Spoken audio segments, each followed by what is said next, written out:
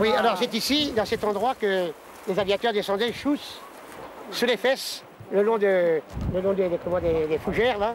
Ils descendaient jusqu'au bas de la falaise. L'un d'entre nous s'arrêtait, c'était Job Mingui, un ancien capitaine dans la marine marchande, s'arrêtait au milieu à peu près, il y a un rocher en dessous, où il se mettait à l'abri du rocher et faisait des signaux morse face au large. La lettre B, ta, tit, tit, tit. Trait, point, point, point. C'est la lettre B.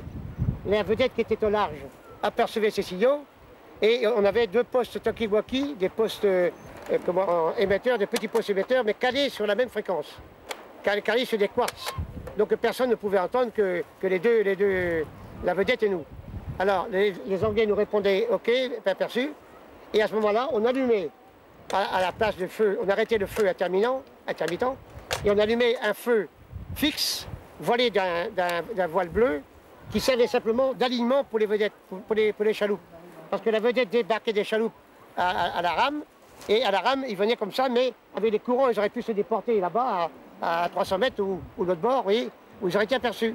Donc il fallait un point fixe ici pour que les chaloupes arrivent exactement à un repère fixe, quoi. Et il n'y a jamais eu le moindre incident, jamais. Mais ici, il n'y avait pas de danger, vous voyez, on était chez nous ce soir, les Allemands ne venaient jamais ici, ils fréquentaient même plus le sentier des douaniers puisqu'il y avait des barbelés et quelques mines, enfin, soi-disant qu'il y avait quelques mines, moi je n'ai jamais vu aucune, mais enfin, il y a eu quelques entrées de champs, quelques accès qui étaient minés, mais c'est tout. Le bateau arrivé là. Le mur, il y avait des... entre le taureau et puis la mauve. La mauve est là-bas.